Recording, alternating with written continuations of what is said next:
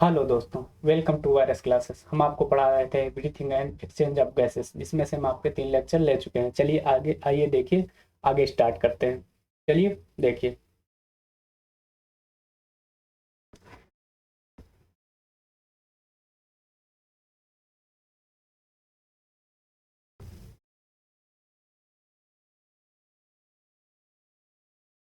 देखिए चलिए स्टार्ट करते हैं आज का लेक्चर। देखिए ये डायग्राम दिया गया है, एनसीईआरटी का डायग्राम है। इसको हमें अच्छे से समझना है, ठीक है। देखिए यहाँ पे एनसीईआरटी डायग्राम में क्या दिखाया गया है यहाँ पे।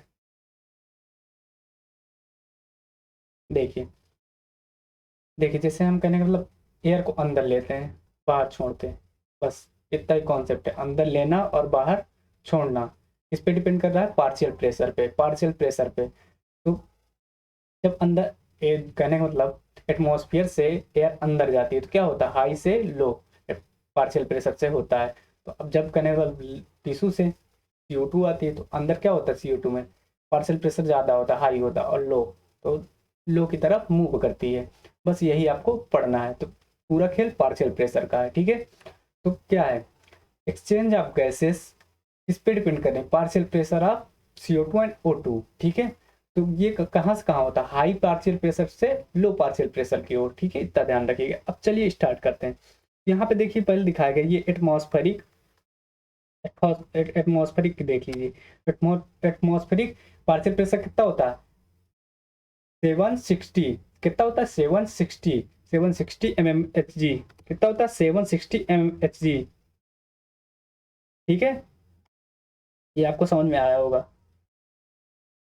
इतना होता है। अब बात करें तो देखिए इसमें हम CO2 एटमॉस्फेरिक तो 760 हो गया, mmHg हो गया। अब इसमें O2 कितना होगा, CO2 कितना होगा। तो यहाँ पे देखिए ये दिखाया है क्या, पार्शियल प्रेशर आप O2, ठीक है, पार्शियल प्रेशर आप CO2 क्या होता है, 159। कितना होता है, 159 और 0.3 एटमॉस्फेरिक की बात कर रहे हैं, एटमॉस्फियर की बात कर रहे हैं, आपके वातावरण की बात कर रहे हैं, ठीक है।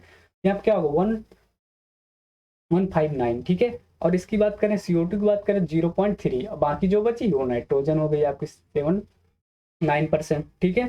परसेंटेज के हिसाब से देखो तो इसमें 21% होती है O2, और ये 0.04%, ठीक है।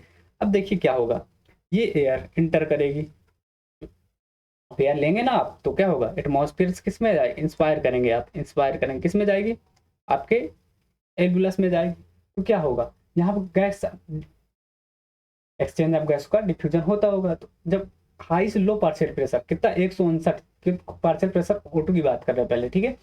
जब ये लंग्स में जाएगी तो क्या होगा, इसका पार्शियल प्रेशर पहले हाई था, अब क्या होगा, लो हो जाएगा। तो कितना हो गया यहाँ पे एल्वेलाई में, 1.mmHg, 1.04 mmHg, 104 mmHg हो जाएगा CO2, ठीक है। तो और बताएं, CO2 क्या थी, आपके एटमोस्फियर में कम थी, तो क्या ये बढ़ जाएगी, कितना हो जाएगी, 40 mmHg हो जाएगी। कितनी, 40 mmHg हो जाएगी। ये आपको ध्यान रखना है। ये काम कहाँ हो रहा है, एल्विलस में। ये कितना दिखाया है यहाँ पे, देखिए 104 और ये 40। अब क्या होगा, अब इनमें क्या होगा, डिफ्यूजन होगा, ठीक है। डिफ्यूजन होगा इसमें, डीऑक्सीजनेटेड ब्लड में, लंग्स, देखिए जो आपके लंग्स हैं और डीऑक्सीजनेटेड ब्लड में, लंग्स के एल्विलस में क्या होगा, डीऑक्सीजनेटेड ब्लड में, ब्लड कैपिलरी में क्या होगा, एक्सचेंज ऑफ गैसेस होगा। एक्सचेंज ऑफ गैसेस होगा तो देखिए, ये O2 की बात करें तो O2 104 था अंदर, कितना था, 104 था। अब कितना अंदर, कितना था, 40। तो क्या होगा, एक्सचेंज ऑफ गैसेस यहाँ पे हुआ, ठीक है। एक्सचेंज ऑफ गैसेस हो गया यहाँ पे, क्या हुआ, हाई से लो, ऑक्सीजन हाई से लो। अब CO2 की बात करें तो CO2 देखिए, जो एल्वुलस में थी कितनी, 40 थी, और आपके डीऑक्सीजनेट ब्लड में कितनी थी, 450, यानी 45, ठीक है। यानी 45 से 40 को मूव करेगी तो CO2 बाहर निकल जाएगी, ठीक है। तो यही आपको दिया गया है। तो अब बात करें तो यहाँ पे देखिए, आपके डीऑक्सीजनेटेड ब्लड की बात करें तो उसमें कितना होता है, ये आपको ध्यान रखना। डीऑक्सीजनेटेड ब्लड में O2 और CO2 की मात्रा ध्यान रखिएगा, फ्यूजन आसानी से हो जाएगा। तो देखिए यहाँ पे एक्सचेंज ऑफ गैसेस हुआ, एक्सचेंज ऑफ गैसेस होगी तो क्या होगा, आपका डीऑक्सीजनेटेड ब्लड की बात करें तो कितना होता है, पहले देख लो। एक्सचेंज ऑफ गैसेस कितना है, 104 से 40, अंदर कितने, CO2 की मात्रा 40 है। तो पल्मोनरी आर्टरी की बात करें, डीऑक्सीजनेटेड ब्लड है, क्या है, डीऑक्सीजनेटेड ब्लड है। क्या डीऑक्सीजनेट ब्लड। सिस्टमैटिक वेन की बात करें, इसमें भी डीऑक्सीजनेट ब्लड है, ठीक है। तो अब देखिए यहाँ पे CO2 की मात्रा जो इसमें दिखाई गई डीऑक्सीजन कितनी 40 है, ठीक है, और CO2 की मात्रा 45 है, और जबकि एल्वियलस की कितनी 40, तो 45 CO2 का हो गया, अंदर 40 है किसमें डीऑक्सीजनेटेड, तो क्या होगा लंग लंग्स में कितना है 104, तो ये क्या हाई से लो में मूव कर जाएगी, तो यहाँ क्या हो जाएगा डिफ्यूजन हो जाएगा, ठीक है। अब इससे जो बनेगी तो ऑक्सीजनेटेड ब्लड में क्या है, देखिए पल्मोनरी वेन है इधर, वेन और सिस्टमैटिक आर्टरी, क्या है ये डीऑक्सी ब्लड। इसमें क्या होगा, अब CO2 कितनी बची है, पहले 104 थी, अब इनमें डिफ्यूजन हो गया हाई से लो में, ठीक है, ठीक है, ये आपको समझ में आया। अब कितनी बची 95 mmHg बची, कितनी 95 mmHg बची, कितनी 95 mmHg बची। अब बात करें 95 mmHg बची, और CO2 कितनी बची आपकी 40 mmHg बची, कितनी 40 mmHg बची, ठीक है ना, बाहर गई 40 हो गई। अब देखिए पहला डिफ्यूजन होगा ऑक्सीजनेटेड ब्लड में कितनी 40 होती है CO2, ठीक है, ध्यान रखिएगा यहाँ पे 40 ध्यान रखना। अब बात करें तो अब देखिए अब ये अंदर आ गई, ठीक है, अब क्या होगा टिश्यू में, पहला काम कहाँ हो गया लंग्स और आपके डीऑक्सीजनेटेड ब्लड में काम हुआ, जिसमें डीऑक्सी ब्लड में कितना ऑक्सी ब्लड में कितना 95 O2 बची, और CO2 40 mmHg बची। अब क्या होगा अंदर, देखिए अंदर पहले, अब ऑक्सीजनेटेड ब्लड की बात करें, यहाँ क्या होगा टिश्यू में देखिए ये 95 mmHg थी और 40 बची, ठीक है। अब क्या होगा जब ये 95 देखिए अंदर है, किसमें होगा अब डिफ्यूजन किसके किसके अंदर होगा, टिश्यू और ऑक्सीजनेटेड ब्लड के अंदर क्या होगा डिफ्यूजन, ठीक है। तो यहाँ पे देखिए अब देखिए 95 mmHg है, 95 mmHg तो क्या होगा अंदर 40, टिश्यू में कितना है 40 mmHg। फिर से कहने का मतलब आपको बताया ना मैंने 95 बची आपकी, अब टिश्यू में कितना फिर 40 mmHg है, ठीक है ना, ये याद रखना।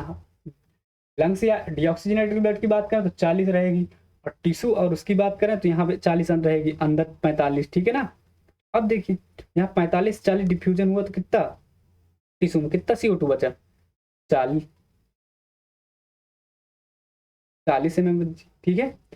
और टिश्यू की CO2 की बात करें तो ये 45 है अंदर टिश्यू में, टिश्यू की बात करें टिश्यू में, ठीक है, टिश्यू में तो ये क्या जब इसका डिफ्यूजन होगा तो 40 बचेगी, ठीक है, ये आपको समझ आया होगा अच्छे से।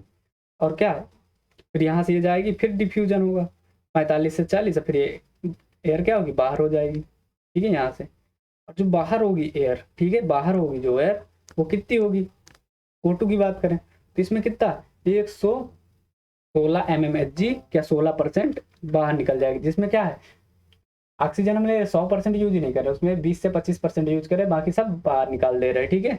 CO2 कितना 32 mmHg, ठीक है, आपको समझ में आया होगा, नहीं आया तो अभी आगे देखो बहुत अच्छे समझ में आएगा। देख ये आपको मैंने डायग्राम को अच्छे से एक्सप्लेन किया है, चलो देखो आगे इसको समझने की कोशिश करना, वो नहीं आया तो ये समझ में आ जाए। पहले ऑक्सीजन की बात करेंगे, ऑक्सीजन की बात करेंगे पहले, किसकी ऑक्सीजन की बात करेंगे, ऑक्सीजन की बात करेंगे तो ऑक्सीजन कितनी थी एटमॉस्फेयर में 159।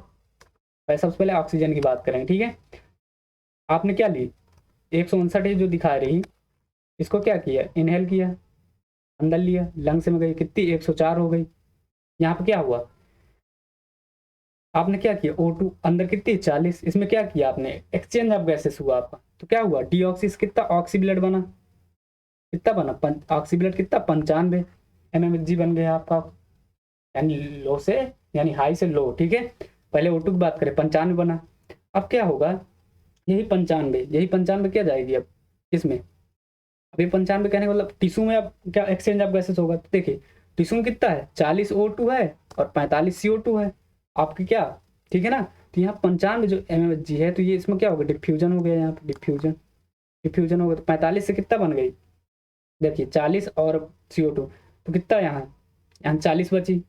अब क्या ये 45 टिश्यू के अंदर है, ये 45 देखिए टिश्यू के अंदर है, ठीक है ये।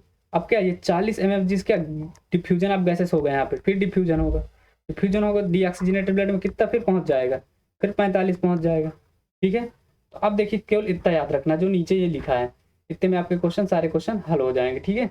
अब देखिए बात करें सारे क्वेश्चन आपके हल हो जाएंगे, ठीक है ना। देखिए CO2 की बात करें, पहले एटमॉस्फेयर से टिश्यू तक याद करना है आपको।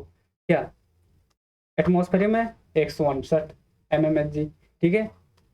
आपके लंग्स या एल्वुलस में, लंग्स या एल्वुलस की बात करें 104 mmHg, ठीक है। आपके ऑक्सीजनेटेड ब्लड में 95 mmHg और 40 mmHg कहाँ, टिश्यू में।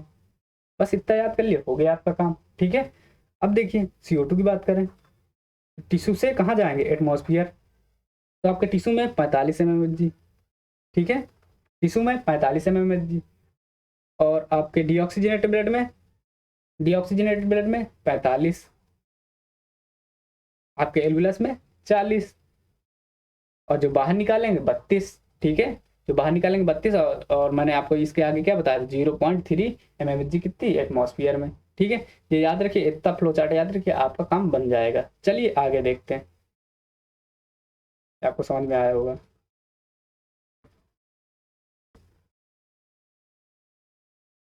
देखिए फिर से आपको समझा दे रहे, एनसीईआरटी का डायग्राम है, ठीक है। तो टेबल को देखिए, पहले देखिए रिस्पायरेटरी गैस क्या है, आपकी O2 और CO2 दी गई है। तो पहले एटमॉस्फेयर में कितनी है यार, ठीक है, कितनी है 59। अब ये क्या, एल्वुलस में पहुंची कितनी, 104 हो गई। अब यहाँ क्या होगा, डीऑक्सीजनेटेड में क्या होगा, एक्सचेंज ऑफ गैसेस होगा, एक्सचेंज हुआ गैसेस का, तो क्या हुआ, यहाँ पे कितना बना 45, डीऑक्सीजनेट में कितना 45 mmHg बचा, जबकि टिश्यू में कितना है आपके 40 है, ठीक है। अभी तो हाई से लो होगा, फिर यहाँ एक्सचेंज होगा गैस का, ठीक है 40, इतना आपको याद याद रहेगा। अब डीऑक्सी उसकी CO2 की बात करें, CO2 में टिश्यू में कितना होगा, 40 होगा, ठीक है, 40 होगा, डीऑक्सीजनेटेड ब्लड में 40 CO2, तो इनके बीच क्या होगा, एक्सचेंज ऑफ गैसेस होगा यहाँ पे। तो डीऑक्सी में कितना बन जाएगा, जाके 45 बन जाएगा। फिर क्या होगा, ये फिर एल्वुलस और उसमें क्या होगा, डिफ्यूजन होगा, फिर कितने बचेगी, 40 बचेगी, फिर टोटल 0.3 एटमॉस्फेयर में बचेगी। ये आपको एनसीईआरटी डायग्राम रटना पड़ेगा, ठीक है, या तो ऐसे समझ लो। देखिए एक कमरा है बड़ा सा, ठीक है, इसके अंदर ये कमरा, यहाँ कुछ लोग हैं, कुछ लोग हैं, ठीक है, कुछ लोग हैं। यहाँ का देखिए O2 कितना है, 1 है, CO2 5, ठीक है। अब जब कहने मतलब बहुत सारे लोग हैं तो वहाँ क्या होगा, CO2 ज़्यादा होगी, O2 कम होगी, तो बाहर भेज दिया एक व्यक्ति को, उसे दिक्कत हो रही थी, ठीक है। तो क्या CO2 ज़्यादा हो जाएगी, कितनी 95 हो जाएगी, पहले कितनी 40 थी, फिर 95 हो जाएगी, ठीक है। अब CO2 की बात करें, 40 है, ठीक है, 40 हो जाएगी, पहले 45 थी, अब 40 हो गई। इसी तरह क्या और बाहर भेज दोगे तो क्या होगी, एटमॉस्फेयर में 59 हो जाएगी और CO2 इतनी हो जाएगी।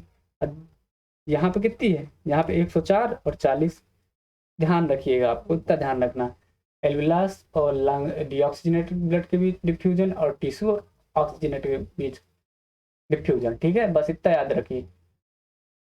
अब देखिए आगे चलते हैं, ये टेबल याद कर लीजिए, बन जाएगा। वो मैंने फ्लो चार्ट आपको दिखाया, वो बहुत इंपॉर्टेंट था।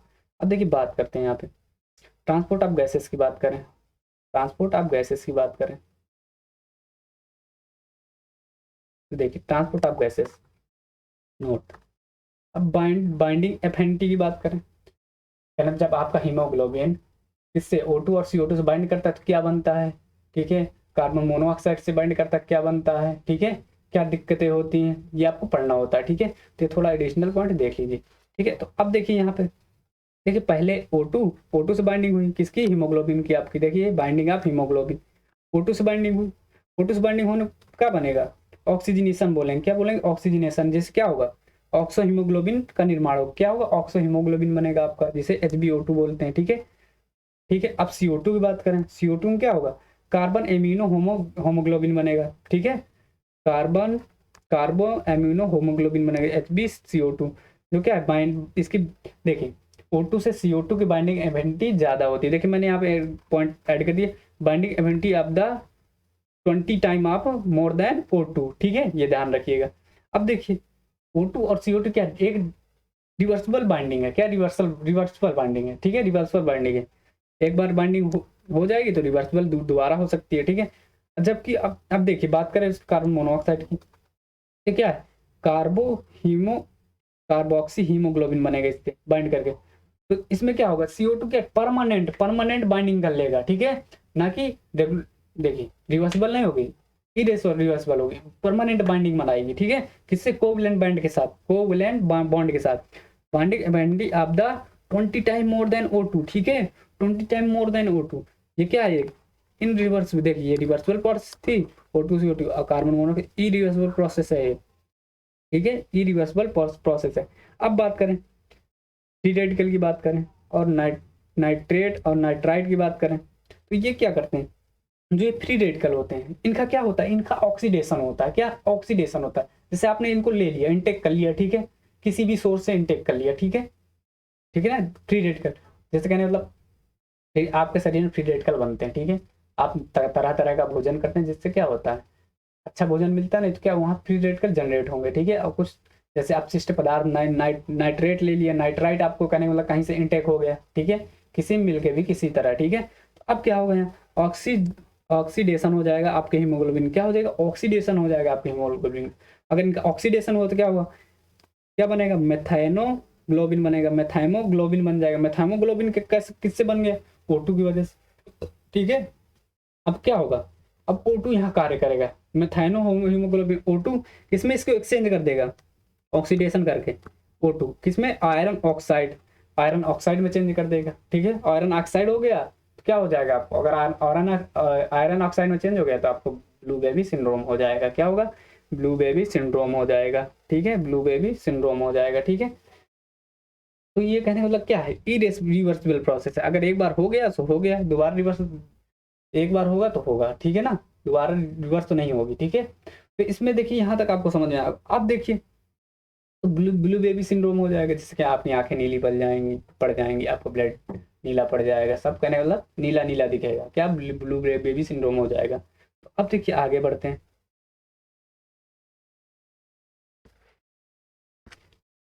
चलिए आज का लेक्चर यहीं तक, आपको वीडियो कैसा लगा लाइक एंड सब्सक्राइब करते रहिए, अपने दोस्तों को शेयर करिए, और ध्यान रखिएगा जो मैंने 2 पॉइंट लिखा है आपको, यानी कहने मतलब O2 का पूरा एक्सचेंज ऑफ गैसेस और CO2 का, वो याद कर लीजिएगा, बस उतने से आपका नीट का क्वेश्चन सॉल्व हो जाएगा, थोड़ा ये एडिशनल पॉइंट थे इसको देख लीजिएगा, बस हो गया, बाय बाय।